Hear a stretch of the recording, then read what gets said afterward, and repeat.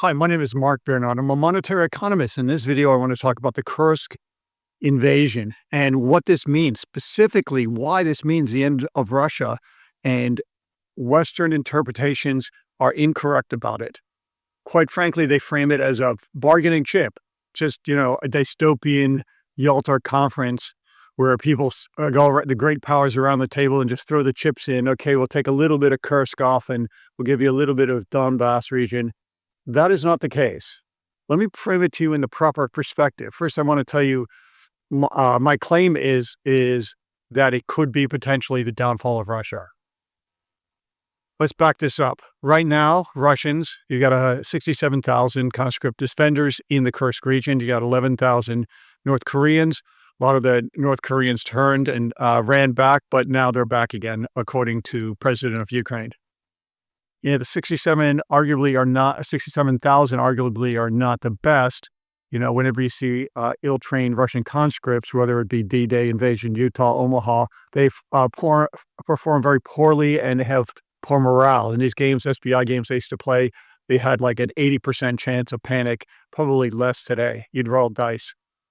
But anyway, the defensive fortifications there are trenches, dragon teeth, zigzags, pill boxes, bunkers, barbed wire, anti-air, and drone defense.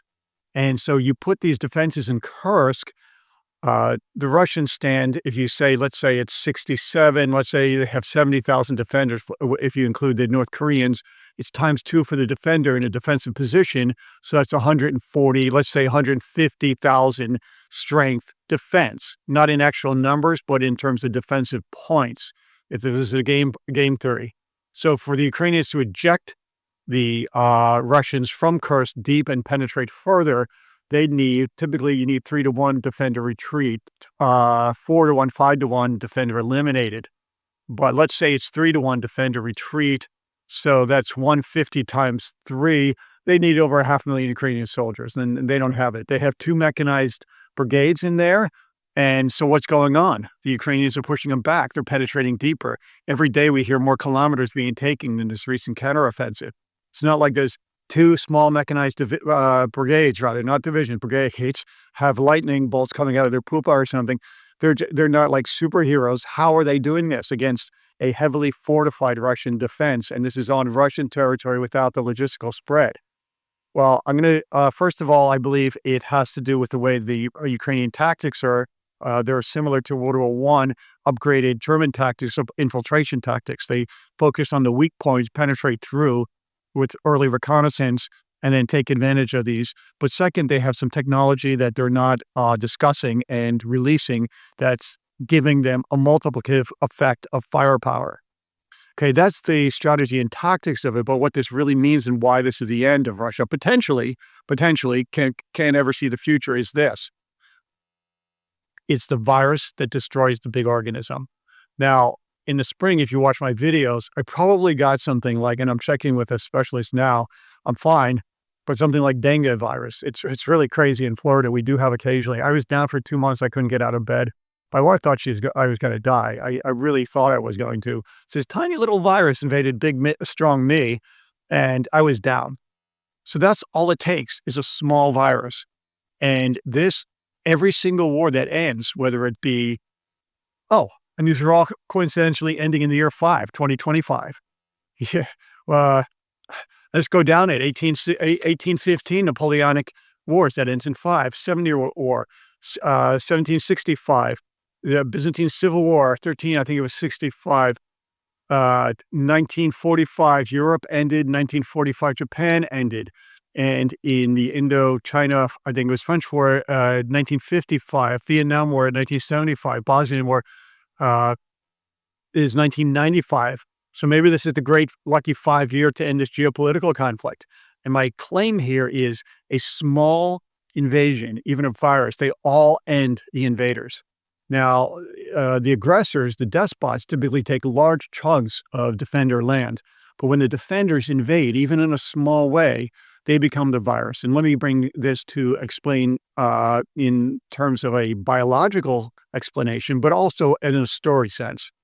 In the first original series of Star Trek, in the second season, there was something called the immunity syndrome, where this big, huge, it's just enormous amoeba was invading from another galaxy, swallowing up planets and starships and et cetera, et cetera. It was the invader, it was the aggressor. And the Intrepid, a starship of 400 Vulcans, over 400 Vulcans, was recently destroyed. Now, Vulcans, Spock explained, in their known collective memory, have never been conquered. They use logic and they're strong. And believe me, the Russians are no Vulcans. They're the opposite. They're more like the Klingons, as I've explained. And the last words in these 400s Vulcans before they died, in the last word in their mind or feeling was astonishment. They couldn't believe they were being defeated. And so when Kirk, his ship is about to be like consumed and defeated by this great invading amoeba, Kirk does something illogical. This tiny little starship invades this huge amoeba, and it became the virus. And everybody said, no, this will never work. Are you crazy? It became the virus. Viruses take down large entities consistently. Largest animals, I'm a botanist, as you know, and sell things. My biggest, thickest, strongest plants, they get hit by a virus, they go down.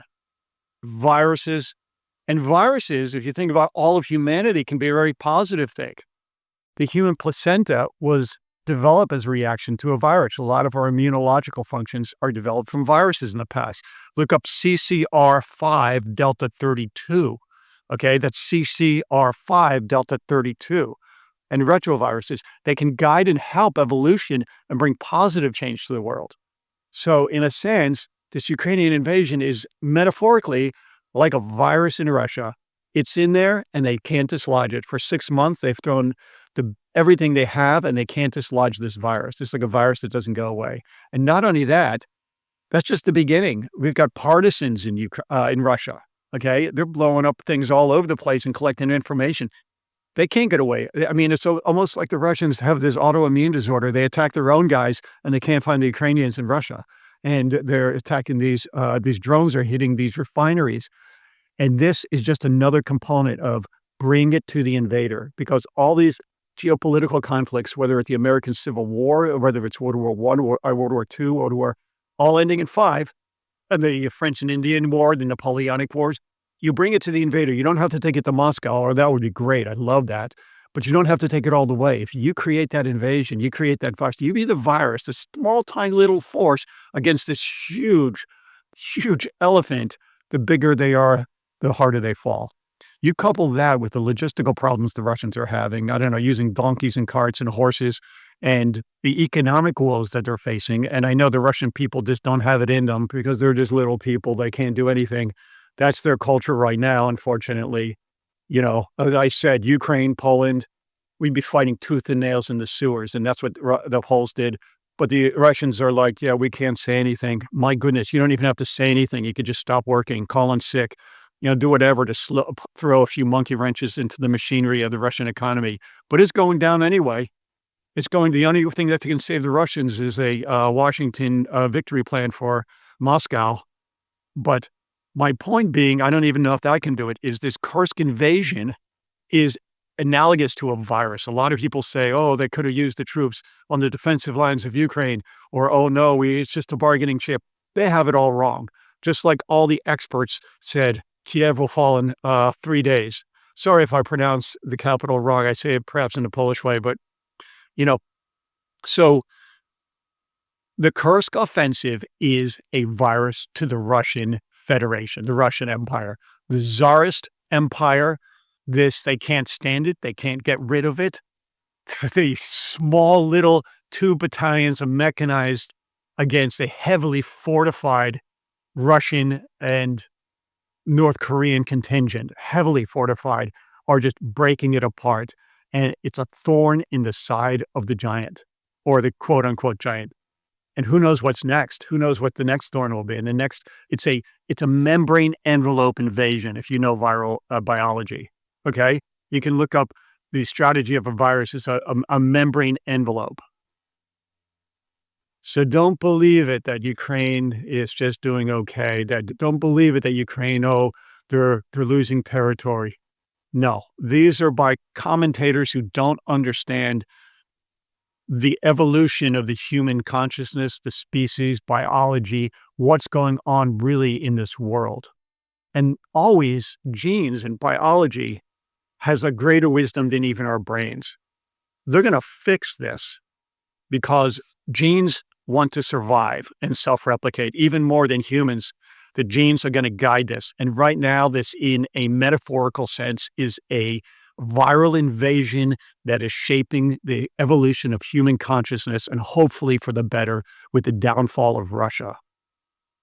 You just keep going and you just watch this Russia fall. It's going to be, and all the people who are naysayers, the emotional word that comes up in my mind is astonishment because it's going to fall. My name is Mark Biernat. I'm a monetary economist. Have a beautiful day. Thank you very much.